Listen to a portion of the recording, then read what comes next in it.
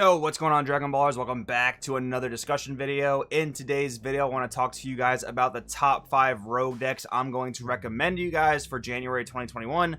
I know it's a bit late in January, but realistically, this is when the Set 12 release date kind of lined up, so that's when it kind of made the most sense for me to do this video. You don't have to think about this as like the best rogue decks of January. Think about it more so as like the rogue decks I'm recommending you try out going into Set 12, and then we'll have a new slew of rogue decks going into next month, probably about 3 or 4 weeks from now. But anyways, guys, if you are new here, definitely subscribe, hit that bell so you don't miss a video. If you guys want to support the channel, there are many links down in the description that will help you do so. Particularly today, guys, if you need sleeves, deck boxes, binders for any of these decks that you might end up building, be sure to use my link in the description to Dex Protection.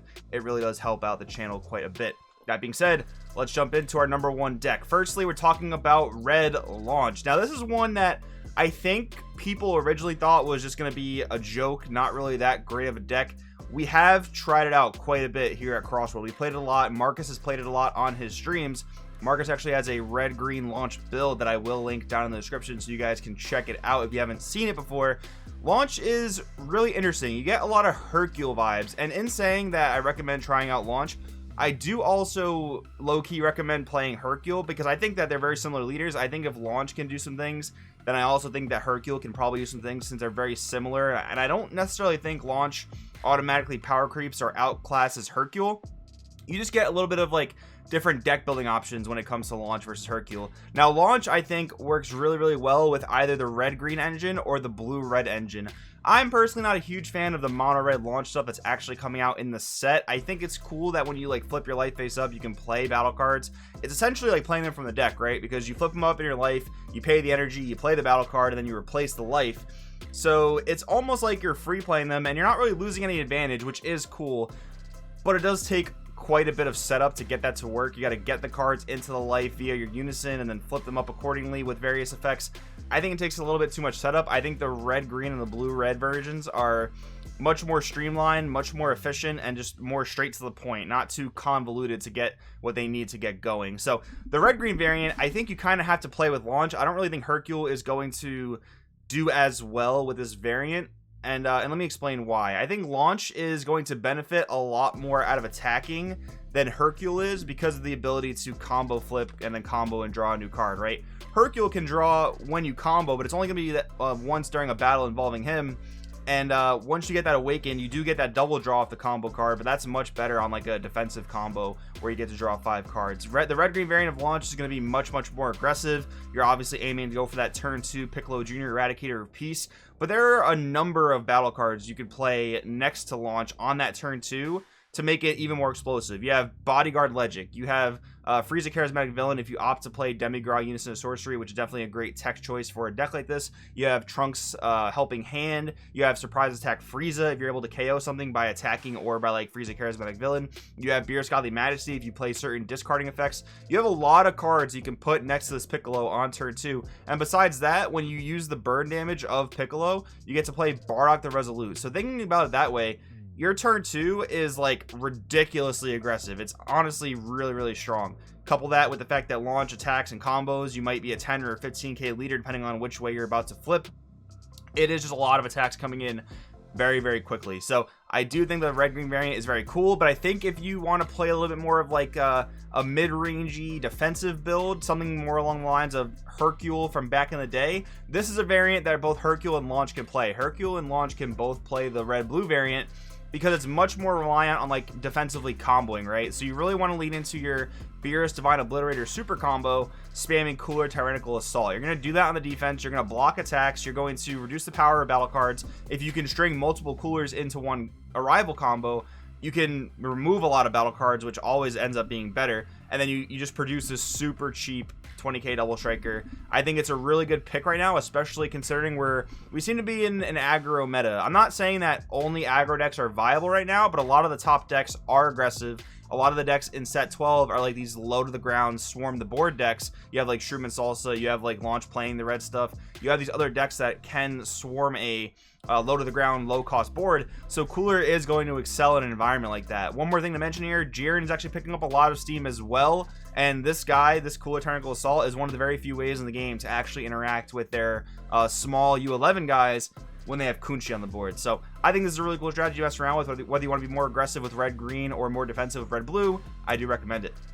Next up, I want to talk about Shroom Salsa. Now, Shroom Salsa is a weird one. I think this deck and this archetype had a lot of hype surrounding it when it was first revealed, and I kind of feel like it's dying off, and that's for good reason. I'm definitely going to slot Shroom Salsa in as more of like a rogue strategy. Time will tell if it ends up being more of a meta pick, but I do think it's a decent rogue strategy because there are a lot of decks that just kind of have a hard time with drop area interruption. We have like Sin Shenron, you have green decks with like Rebrand and Kamehameha Origins, you also have decks playing Sand Instincts, so the drop area interruption is definitely really good, might be a solid anti-meta pick.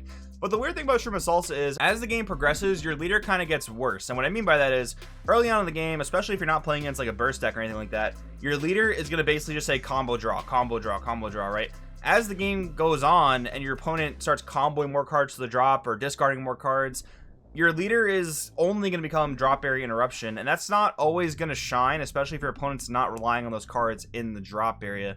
So comboing a card just to remove something from the drop that your opponent didn't really need anyway, that's where your leader gets a little bit more lackluster and he's not drawing cards. Now, there are ways to mitigate that. Toa Dark Sorceress is one of those ways. You basically evolve her over a Toa with energy cost of 2, which you can play in Shroom very, very easily.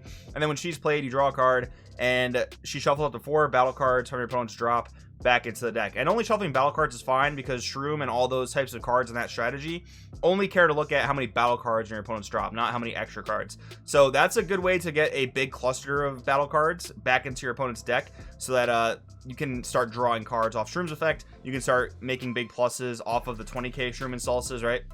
But one of the other really powerful anti-meta things that Shroom and Salsa is able to do is play Makikabora the Broken Seal from the deck for 1 energy via the leader's activate main. So I think that's a pretty good thing the deck has going for it. Again, I think it'll be more of like an anti-meta pick. This is going to be a deck where you're going to find that it has some good matchups, has some bad matchups. Again, those decks that rely more on the drop area will be a good time for Shroom and Salsa, but having Toa Dark Sorceress will probably be a way to keep your head in the game, if that makes sense. Moving on, we have Vegex. Now, this is definitely more of a bold pick on my end. I'm kind of just making a prediction here. Obviously, Vegex is getting a big nerf going into set 12. It's losing the Elite Descendant Trunks chain into Vegeta Ultimate Reinforcements into Splintering Mind Mass Sand. That is a really powerful engine the deck had.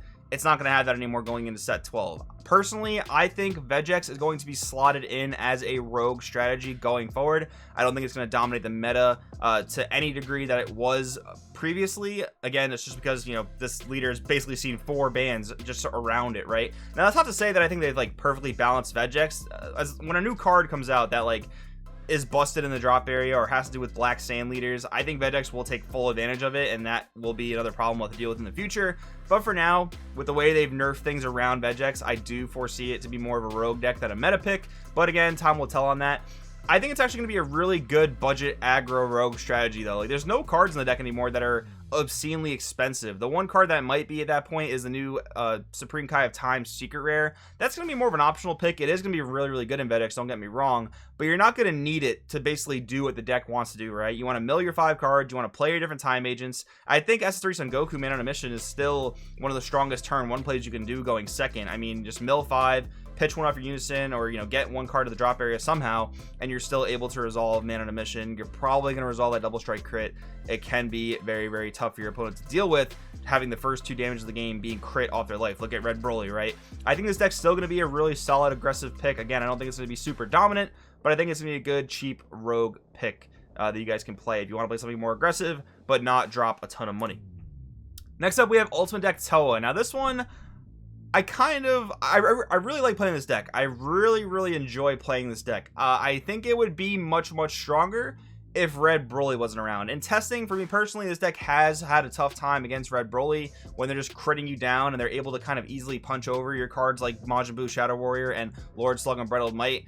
But I only say that to say, I think against the rest of the field, Ultimate Deck Toa is an incredible mid-range black deck. It's really cool because, for the most part, black decks are generally aggro decks. They don't have a lot of counterplays, they don't have a lot of interruptions, but Ultimate Deck Toa changes that a lot. And I guess it's not a pure black deck, I guess it's like a rainbow color deck, you can say. But regardless, it's still a mid-rangey black deck that has a lot of powerful battle cards at disposal. Although I just talked about how Red Broly can kind of get over Shadow Warrior and Lord Slug Unbridled Might, there's still really powerful battle cards. Paying 3 for somewhat of a Deadly Defender effect and then playing another battle card off of that is great. Lord Slug blocking twice is really good against a lot of the lower to the ground aggro decks.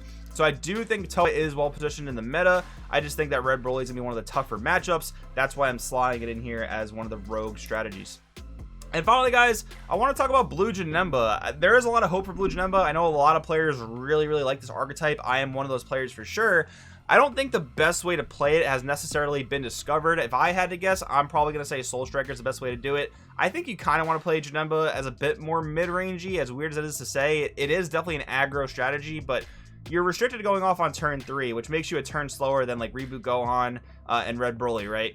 So you kind of lose out in the aggro department there. But you do have a lot of powerful things at your disposal here. Like I did a video a couple weeks ago talking about 5 different ways you can build Janemba. Check that out if you want to see all the different ways. But basically, you can go the Soul Striker route, be a little bit more mid-rangey. You can go the Red Hit route, which actually gives you access to Bardock the Resolute for being more aggressive. And then you can go a number of blue leaders playing Xeno Cosmic Unison, ramping to that turn 3 a turn early. And if you have the right pieces, you can go off right then and there, hopefully going for a turn 2 kill. But it just takes a little bit more setup than something like Red Broly and Reboot Gohan. So I think that's why I'm sliding this in here at the rogue strategy. Hey, if you know the best way to play Janemba, drop it in the comments below. Let us know about it. But anyways, guys, I hope you enjoyed the video. I hope you enjoyed playing these decks that I've recommended to you. Thanks for watching, and I will see you guys next time.